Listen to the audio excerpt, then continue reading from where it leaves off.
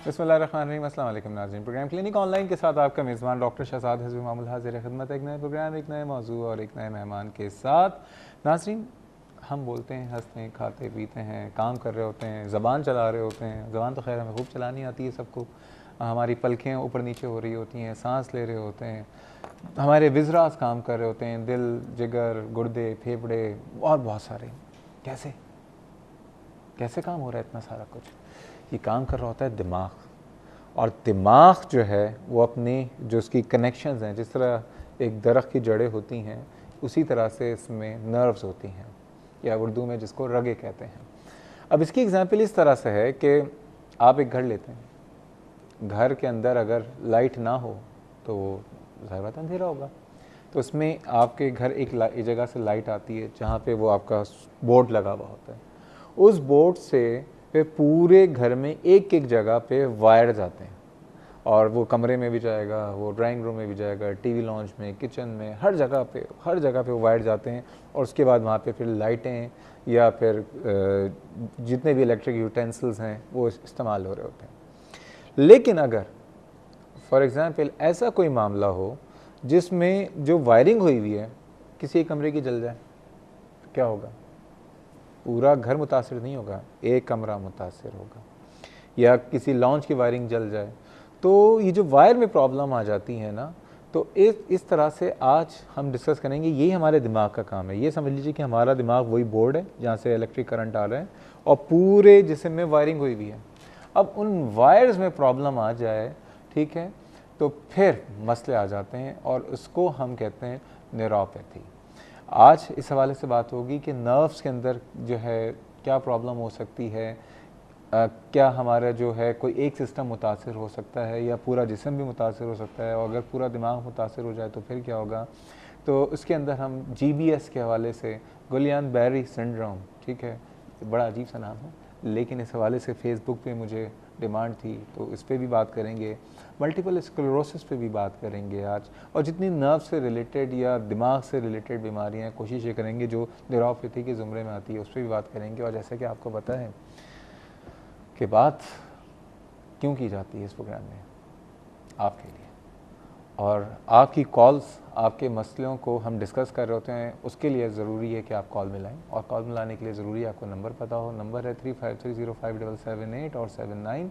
कराची से बाहर की वजह से मैं डायल करने से पहले डायल करें कराची कोड, दैट इज़ 021। आइए आज के मेहमान से तारुफ़ कराता हूँ इस प्रोग्राम की और बहुत जानी पहचानी शख्सियत और हमारी क्लिनिक ऑनलाइन की फ़ैमिली का एक बहुत ही काबिल एहतराम नाम, तिब की दुनिया का बहुत ही काबिल एहतराम नाम, professor and head of neurology Aga Khan university and hospital, doctor Saad Shafqat साहब हमारे साथ मौजूद हैं। प्रोफेसर डॉक्टर साद शफ़क़त साहब, और बहुत ज़्यादा इनकी खिदमत हैं और बहुत ज़्यादा जो है इनकी एक्सपर्टीज़ इस हवाले से। अस्सलाम वालेकुम। वालेकुम अस्सलाम। कैसे मिजाज हैं? Thank you. बिल्कुल खैरियत से हैं? अच्छा, ये बताइए आप, सबसे पहले तो मैं शुरू करूँगा, इनका एक और तारुफ़ जो है, जो कि कभी मैं करा देता हूँ कभी मैं भूल जाता हूँ, ज़रूर कराना चाहूँगा कि पाकिस्तान की जो हिस्ट्री में हेल्थ शोज़, जो मेडिकल शोज़ शुरू किए, तो उसमें एक बहुत ही काबिल एहतराम नाम था डॉक्टर हामिद शफ़क़त साहब का, जो कि एक चैनल होता था एक ज़माने में, सिर्फ PTV होता था, और PTV पे उनके शोज़ बड़े ही जो थे पॉपुलर थे। हम सब मेरे ख्याल में उन्हीं के फुटप्रिंट्स को फॉलो कर रहे हैं। तो हामिद शफ़क़त साहब के ये होनहार साहबजादे भी हैं। डॉक्टर साहब कैसे हैं आजकल? अल्लाह करम। कहाँ हैं आजकल? पाकिस्तान में आजकल विज़िट कर रहे हैं बाहर। अच्छा, तबीयत ठीक है उनकी? Thank you. उनको भी इंशाल्लाह इसी दिन प्रोग्राम में मदऊ करेंगे जब वो वापस आएंगे। डॉक्टर साहब, न्यूरोपैथी, मैंने तो जितनी मेरी नाक़िस मालूमात और नाक़िस नॉलेज उसकी बेसिस पे समझाने की कोशिश की, आप लोगों को बताइए कि न्यूरोपैथी क्या होती है? डॉक्टर शहजाद, एक तो जो आपने जो जिस तरह से एक्सप्लेन किया तो बहुत मुनासिब एक्सप्लेन किया आपने, बिकॉज बेसिक इशू यही है कि ब्रेन जो है, सारी कार्रवाई ब्रेन में होती है, और ब्रेन ने अगर बॉडी के मुख्तलिफ़ हिस्सों को हिलाना है या वहाँ से हिस्स महसूस करनी है, तो ये कम्युनिकेशन जो है ये नर्व्स के ज़रिए होता है। और नर्व्स की जो एग्ज़ाम्पल वो यही है जो कि बिजली की तारों की है, और बिजली के तार में जैसे बिजली चलती है उसी की तरह नर्व्स में भी एक तरह से बिजली चलती है। ओके। और अगर जैसे मैं अपने हाथ को उठाना चाहता हूँ तो ब्रेन से एक बिजली का स्पार्क शुरू होता है। ओके।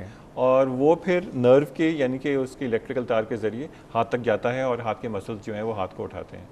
और इसी तरह से अगर हाथ में कोई सेंसेशन है, कोई खराश है, तो उसकी जो फीलिंग है वो भी इलेक्ट्रिकल नर्व के थ्रू ब्रेन तक पहुंचती है।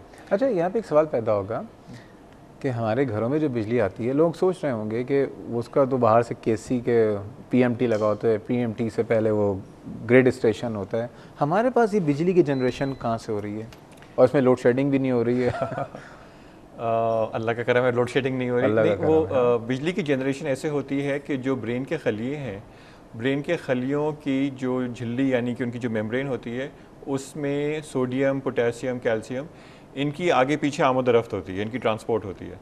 तो इनकी ट्रांसपोर्ट की वजह से, चूँकि इन पे माइक्रोस्कोपिक बिजली की चार्जेस होते हैं इन सोडियम, पोटेशियम, कैल्शियम आयंस पे, तो चूँकि ये आगे पीछे होती रहती हैं ब्रेन के खलियों में, इससे एक इलेक्ट्रिकल करंट जनरेट होता है, जिसको टेक्निकल इस्तिलाह में एक्शन पोटेंशियल कहते हैं। ओके। और फिर वही एक्शन पोटेंशियल जो है वो बिजली की कार्रवाई जो है वो नर्व्स में जनरेट करता है। अच्छा, ये अच्छी बात। तो एक तरह से ब्रेन एक तरह से बिजली का जनरेटर भी है। जनरेशन भी हमारे जो है दिमाग में हो रही है। ये कितनी अच्छी बात है कि अल्लाह का शुक्र है कि हमें कोई रेंटल बिजली के पावर जनरेशन के लिए किसी को हायर नहीं करना पड़ता, और अल्लाह का शुक्र है कि हमारे जिस्म की बिजली चोरी भी नहीं होती है और इसीलिए हमारे जिस्म में लोड शेडिंग नहीं होती। लेकिन कहीं ना कहीं वायरिंग की प्रॉब्लम ज़रूर हो जाती है, जिसको आज हम डिस्कस कर रहे हैं। लेकिन इस वक्त हमारे साथ एक कॉलर है, आपकी इजाज़त है, हमारे साथ मौजूद हैं तलत साहिबा। अस्सलाम वालेकुम। जी डॉक्टर साहब, मुझे आपसे बात करनी है। कैसी हैं आप? ठीक हैं जी, अल्लाह का शुक्र जनाब। ये मुझे इसके बारे में पता करना था, ये जो हमारे असाब, हम जो कहते हैं कि हमारे असाब कमज़ोर हो गए, तो उसका भी इसमें ही कोई ताल्लुक होगा इसी चीज़ से? अब जैसे मेरा है कि मेरे बेटी की बर्थ के बाद से कि मुझे जैसे अब बकरीद होती है, कुर्बानी होती है, उसमें मुझे बाहर नहीं निकलती मैं 3 दिन। अब वो होता है कि खून जो है उसको देखकर मेरे दिल घबराता है, जैसे चक्कर आते हैं और बेहोशी वाली कैफियत हो जाती है। तो ये जो चीज़ आती है ये भी इसी के अंदर ही आएगी, न्यूरो में असाबी तौर पे कमज़ोरी में आएगी? और इसका मतलब क्या होना चाहिए इसका ट्रीटमेंट? जैसे बात किसी के सामने नहीं की जा रही होती है, या बहुत कभी किसी के इंटरव्यू वगैरह हम जैसे कर रहे होते हैं। समझ गया मैं आपकी बात, समझ गया। मैं आपको एक जवाब मैं दूंगा, उसका फिर डॉक्टर साहब की तरफ जाऊंगा। ये जो दिमाग है ना, ये दिमाग के 2 काम हैं। एक काम तो ये है कि ये पूरे जिस्म की एक्टिविटी को कंट्रोल कर रहा है, और दूसरा इसका जो काम होता है वो सोच का होता है। तो दिमाग की 2 तरह की खराबियां होती हैं। एक तो ये कि सिस्टम में कोई ख़राबी हो गया कि हाथ ही काम नहीं कर रहा या हमारी सेंसेशंस नहीं आ रही, और दूसरा जो जिसको हम कहते हैं ना जहनी बीमारियां, सोच की प्रॉब्लम। क्यों डॉक्टर साहब, अब आपकी तरफ? हाँ, नहीं, बिल्कुल आपने बिल्कुल बजा कहा डॉक्टर शहजाद। इसमें यही है कि एक्चुअली मसला ये है कि इसमें टर्मिनोलॉजी ज़रा कंफ्यूजिंग है कि नर्व से इंसान नर्वसनेस का भी सोचता है।